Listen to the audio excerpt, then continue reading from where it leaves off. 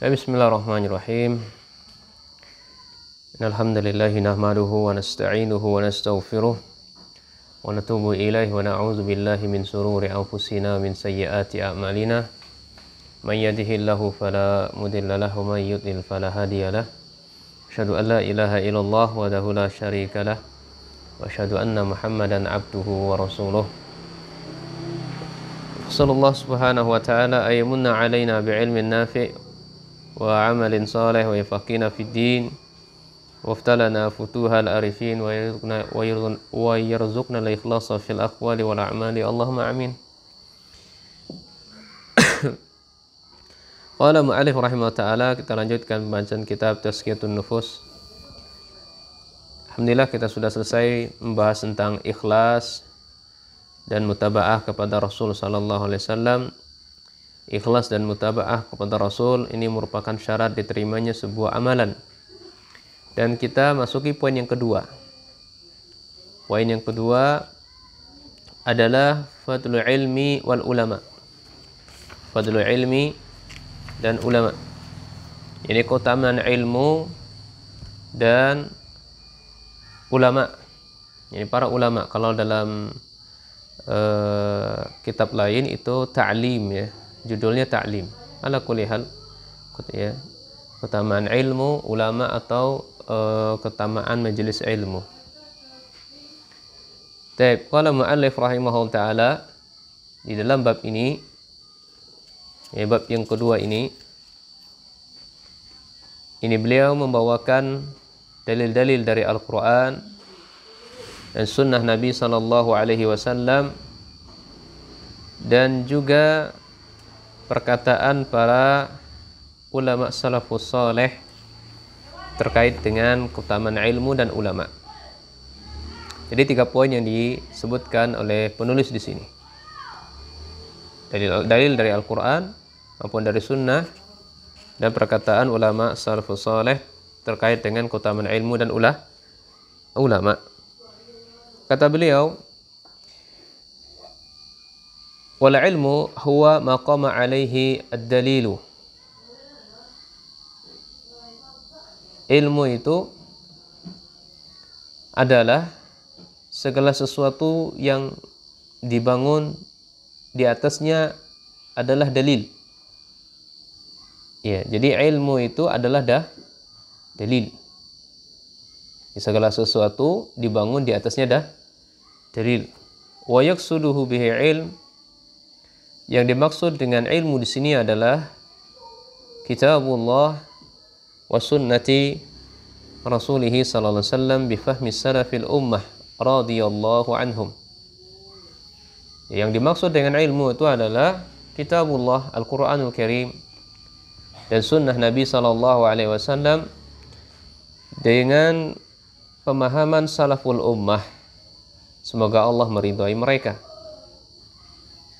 Jadi ilmu itu qala Allah sebagaimana perkataan Imam Zuhri kalau nggak salah itu. Qala Allah wa qala Rasul wa qala sahabah. Nah, sahabat ini adalah salafus saleh. Yani perkataan Allah, ini firman Allah Subhanahu wa taala, kemudian sabda Rasul sallallahu alaihi wasallam, kemudian segala apa yang dilakukan oleh sahabat. Itulah ilmu. Oleh karenanya para penyair mereka ya mengatakan, para penyair mengatakan tentang ilmu ini. Al-ilmu qala Allahu qala rasuluhu qala sahabatu laisa bitamwihi. Inilah ilmu. Ilmu itu kata penyair adalah firman Allah, sabda Rasulnya sallallahu alaihi wasallam, perkataan sahabat yang tidak ada kerancuan di dalamnya. Ya, perkataan sahabat yang tidak ada kerancuan di dalamnya itu ilmu. 3 saja. Qala Allah wa qala Rasul dan perkataan sahabat. Man ilmu nasbuka lil khilafi safahatan. Bukanlah ilmu jika mempertentangkan dengan kebodohan. Ya.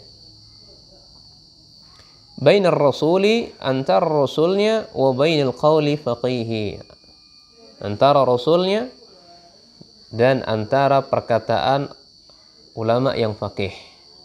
Ya, ulama yang faqih, yang dalam ilmunya.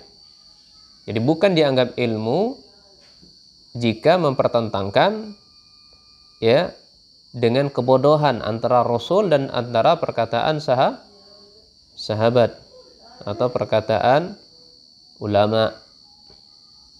Nah, fadailu fil Quran katsiratun. Berbicara tentang keutamaan ulama dan ilmu itu di dalam Al-Quran itu sangat banyak disebutkan oleh Allah Subhanahu wa taala. Ya, jadi keutamaan ilmu itu sangat banyak.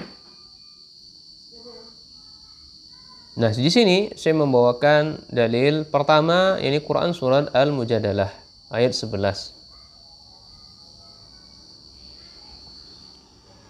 Allah mengatakan yarfa'illahu alladhina amanu minkum walladhina utu ilma darajat. Ya.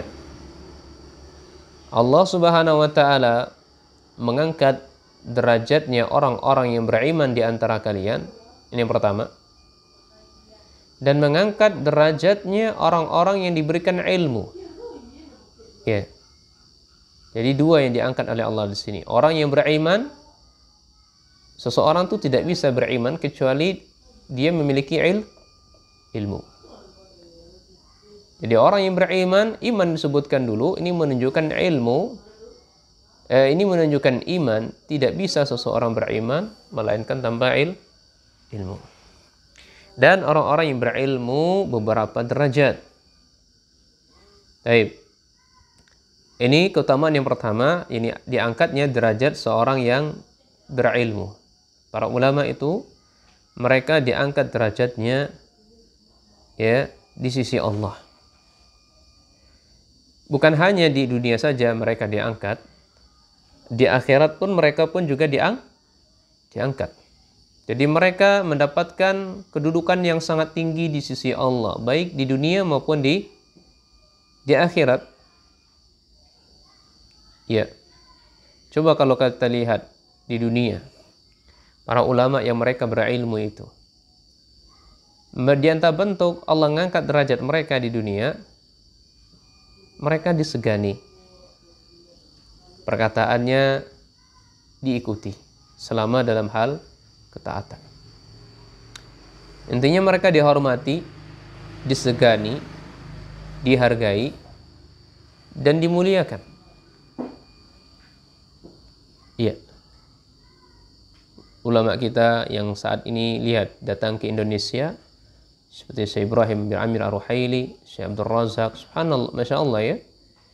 Benar-benar Allah angkat derajat mereka ketika di dunia ini, dimuliakan, ya, dihargai dan dihormati. Nah, semua fasilitas yang dibutuhkan beliau semuanya dipenuhi. Intinya memang Allah angkat derajat mereka di dunia.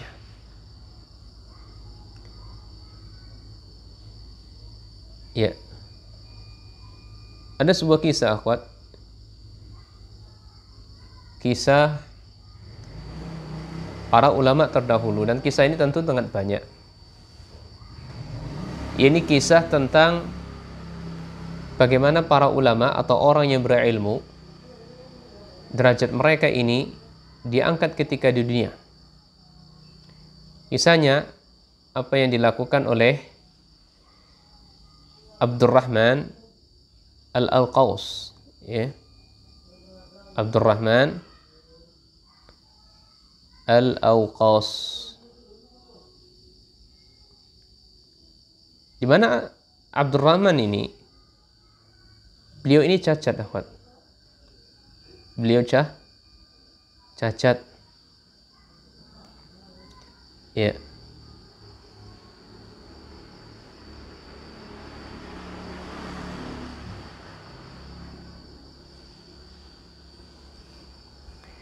Cacatnya apa? Lehernya ini pendek. Lehernya pendek, kemudian kedua pundaknya itu menonjol. Iya. Jadi lehernya masuk ke dalam leher gitu. Apa bahasa kitanya? Hah? Ada nggak tahu? Jadi lehernya masuk ke dalam apa? Apa namanya ya? Nggak ngerti juga apa bahasanya.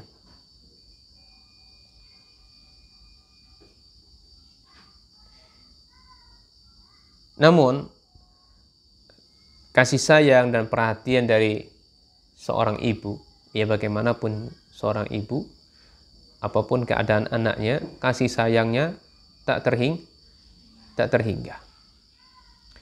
Ya, ya benar-benar sayang kepada anaknya. Apa pesan ibunya kepada anaknya ini?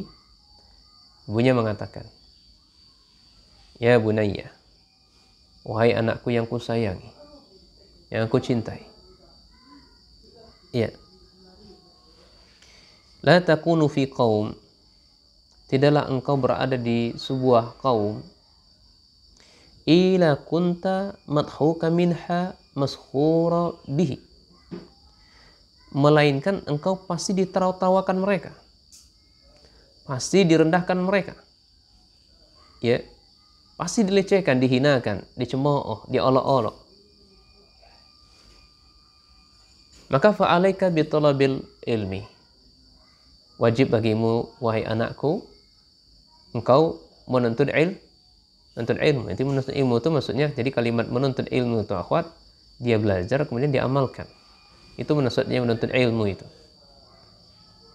Seseorang dikatakan, oh saya kemana kamu? Menuntut ilmu. Maksudnya dia belajar dan mengamalkan ilmu yang dipelajari. Iya. Nah, jadi ini nasihat, wasiat seorang ibu kepada anaknya, motivasi anaknya. Nak, kalau kamu cacat seperti ini, apabila kamu masuk sebuah daerah, kabilah, desa, pasti akan kejumpai orang-orang pasti akan mengolok-olokmu, menghinamu, merendahkanmu dengan keadaan dirimu seperti ini. Kalau kamu mau di dunia ini diangkat derajatmu anak, makanya ya kamu menuntut ilmu. Maka dikatakan oleh ibunya, fa innahu yarfa'uka, ya, maka Allah akan mengangkat derajatmu dengan ilmu yang kau miliki. Akhirnya nasihat wasiat dari ibunya ini, ia belajar sungguh-sungguh. Ya, setelah dia belajar, dia menjadi orang yang alim, disegani, dihormati dan dimuliakan meskipun dalam keadaan cacat tersebut. Sehingga pemerintah waktu itu mengangkat beliau sebagai menjadi hakim, ya, menjadi hakim, ya, hakim tinggi, ini mahkamah agung gitu. Ini selama 20 tahun lamanya. Apa yang mengangkat beliau, apa yang membuat derajat beliau terangkat? Karena ilmu. Karena ilmu. Ya. Nah, inilah bukti ya dari Allah Subhanahu wa taala ingin melihatkan kepada kita, ingin membuktikan kepada kita orang yang berilmu itu memang muliakan oleh Allah. Makanya kita yang belajar jangan pernah merendah, ya, atau menghinakan diri di hadapan manusia atau dengan cara meminta-minta begitu, ya. Gemis-gemis, Pak, saya belum makan ini, Pak, segala macam, Pak. Maka tidak dianjurkan untuk penuntut ilmu, ya, meminta-minta untuk kebutuhan pribadinya, ya. Belajar, mestinya dia belajar dan berusaha. Dia juga Syekh bin Baz rahimahullah. Syekh bin Baz itu buta atau tidak? Buta kan? Buta. Kalau Syekh sekarang itu juga ada juga Syekh siapa yang buta? Syekh Abdul Aziz Al-Syekh juga, buta juga. Ya, dan juga Syekh Soleh As-Suhaimi juga. Kalau nggak salah beliau juga buta. Tapi kedudukan beliau di dunia sangat tinggi, dimuliakan oleh para ulama yang lainnya, disanjung, dihargai, dimuliakan dan dihormati. Ya, Masya Allah ya. Banyak ya kisah-kisah seperti ini. Nah, Menuntut ilmu itu tidak akan tercela. Menuntut ilmu tidak akan tercela. Justru orang yang ada kesempatan dia untuk belajar ilmu, kemudian dikatakan nantilah, besok kan masih bisa. Seakan-akan dia sedang menjamin dirinya besok pagi bisa hidup. Itulah orang yang paling tercela. Ya. Nah, ketika orang yang menuntut ilmu, semangatnya, himmahnya tinggi seperti ini, berdasarkan dalil ini, mereka antusias, tinggi belajarnya, semangat. Ya, benar-benar semangat. Baik.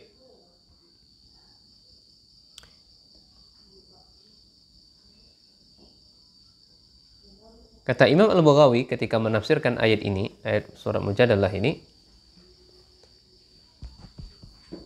Allah mengangkat derajat orang yang beriman di antara kalian dan orang-orang yang berilmu, ay fi sawabi fil akhirah.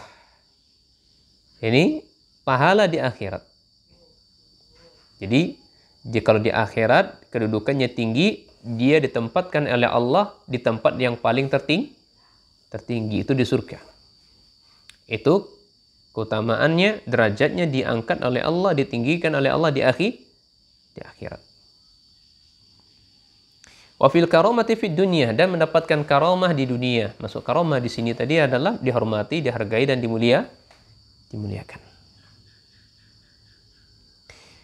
Fayarfa'ul mu'min 'ala man laysa bimu'min. Allah akan mengangkat derajat orang beriman ya atas orang yang tidak beriman. Demikian pula wal 'alima 'ala man laysa bi'alimin, orang yang berilmu daripada orang yang tidak memiliki ilmu. Wa qala Ibnu Mas'ud, sahabat Ibnu Mas'ud mengatakan, madahallahu al-ulama fi hadhil ayat. Dalam ayat ini Allah Subhanahu wa taala benar-benar menyanjung, benar-benar memuji para ulama, benar memuji para penuntut ilmu. Wal makna annahu yarfa'u Allahu alladhi utul ilma, makna Allah mengangkat derajatnya orang-orang yang berilmu, alal ladzina amanu, atas orang-orang yang beriman walam yu'tu ilma. Iya. Dan dia tidak diberikan ilmu pada derajat, ay darajat fi dinihim. Maksudnya derajat ya di agama mereka. Idza fa'alu, apabila mereka melakukan ma umiru bihi, melakukan apa yang diperintahkan oleh Allah. Yang diangkat derajatnya akhwat apa? Orang yang beriman dan mengamalkan ilmunya tersebut. Iman tertantap dalam hatinya karena ada bentuk amalan yang karena bentuk mengamalkan ilmu. Itu yang diangkat derajatnya. Ya. Karena ada orang yang belajar, dia memiliki wawasan ilmu, tapi ilmunya nggak bermanfaat untuk dirinya. Bukan orang seperti ini yang diangkat derajat oleh Allah. Yang diangkat derajatnya oleh Allah, orang yang ilmunya itu bermanfaat untuk dirinya. Sehingga menjadikan dia itu beriman kepada Allah SWT. Dia melakukan apa yang diperintahkan oleh Allah SWT. Baik, ini dalil yang pertama. Kemudian dalil yang kedua, Quran surah Az-Zumar ayat 9. Ya. Sudah ketemu PDF-nya kan? Quran surah Az-Zumar ayat 9. Allah mengatakan, "Qul hal yastawil ladzina ya'lamuna wal ladzina la ya'lamun." Katakan wahai Muhammad, sama enggak orang yang berilmu dengan orang yang tidak berilmu? Ini pertanyaan Allah, ya, bukan berarti Allah nggak tahu. Allah tahu bahwasanya nggak akan sama. Pertanyaan Allah ini maksudnya mengingkari. Benar-benar tidak sama orang yang belajar, orang yang menuntut ilmu dengan orang yang tidak belajar, tidak menuntut ilmu, itu nggak sama.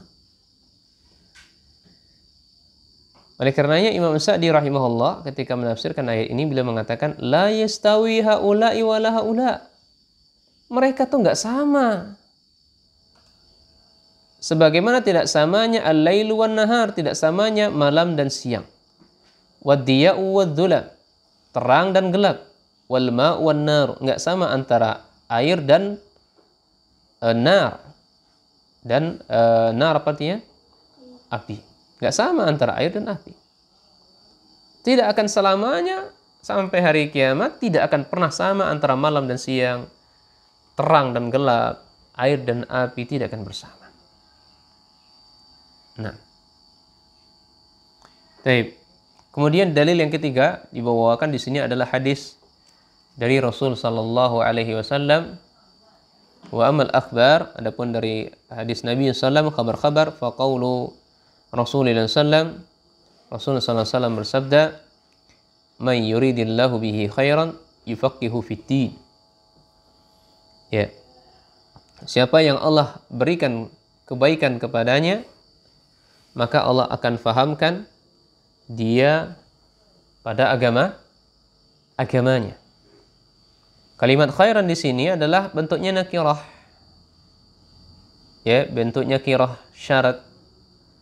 Ini umum, memberikan faedah umum, kebaikan apa saja, baik kebaikan dunianya maupun kebaikan di akhirat. Siapa yang Allah kehendaki kebaikan ya di dunia dan di akhirat, Allah akan fahamkan dia agama. Pemahaman kebalikannya dari hadis ini, pemahaman terbalik dari hadis ini, ketika kita belajar nggak paham-paham, nggak mudeng-mudeng, ya nggak bisa-bisa, ini menunjukkan kita tidak dikehendaki kebaikan oleh Allah. Maka introspeksi diri ini, kenapa kok saya nggak paham-paham? Ini tanda Allah tidak, ini tanda Allah belum menghendaki kebaikan kepada kita. Makanya mesti kita bersabar dalam belajar ini. Ya. Kemudian dalil yang keempat dari hadis Nabi SAW, "Man salaka tariqan yaltamisu fihi ilman, sahhalallahu lahu bihi tariqan ilal jannah." Siapa yang menempuh sebuah jalan, maka siapa yang menempuh atau mencari jalan dalam rangka menuntut ilmu, maka Allah Subhanahu wa taala akan mudahkan baginya menuntut Allah akan mudahkan baginya menuju surga. Baik. Di sini ada dua kalimat ya. Siapa yang berjalan dalam rangka mencari ilmu, kemudian yang kedua, Allah mudahkan baginya jalan menuju surga. Dijelaskan oleh para ulama, was-sulukut tariq li'iltimasi ilmi yadkhulu fihi sulukut tariqil al-haqiqi. Ini makna yang pertama ya. Jadi makna yang pertama, ini makna hakiki. Siapa yang berjalan dalam rangka mencari ilmu, itu maksudnya adalah jalannya itu jalan yang hakiki. Wa huwa al-mashyu bil aqdami ila majalisil ulama. Yani dia menggunakan kakinya, menggunakan kedua kakinya berjalan menuju majelis-majelisnya para ulama. Wallahu alam, apakah bisa dikiaskan dengan kendaraan motor ya atau tidak? Ya. Maka ini bisa masuk ke dalam makna yang kedua, insyaallah makna secara maknawi. Ya, tentu pahalanya berbeda antara berjalan dengan kaki, berjalan dengan motor. Nah, jadi makna yang pertama, makna hakiki, benar-benar dia menggunakan kakinya berjalan dari rumah ke majelisnya ulama, majelis-majelisnya ilmu. Ini makna yang pertama. Kemudian wa yadkhulu fihi sulukut tariqi ma'nawiyah. Ini makna yang kedua adalah makna secara maknawi. Ini jalan yang muaddiyati ila husulil ilmi. Ini jalan segala cara yang mengantarkan ia agar dia bisa mendapatkan ilmu. Mislu, contohnya adalah hifzihi, menghafal, wa mudarasatihi, dan mempelajarinya, mondok, ya mondok pesantren, membaca, memahami, kemudian menulis. Ya itu sarana-sarana yang dia gunakan untuk bisa dapat ilmu. Atau dia miliki HP, kemudian dia gunakan Android, gunakan atau laptop dia gunakan untuk menulis ilmu, itu benar-benar Allah akan mudahkan jalannya menuju surga. Ya, itu maksud siapa yang mencari ilmu, jalan mencari ilmu itu. Baik, wallahu a'lam. Sudah masuk azan, nanti insyaallah akan kita lanjutkan sedikit lagi insyaallah bisa. Subhanakallahumma wa bihamdika asyhadu an la ilaha illa anta astaghfiruka wa atubu ilaik.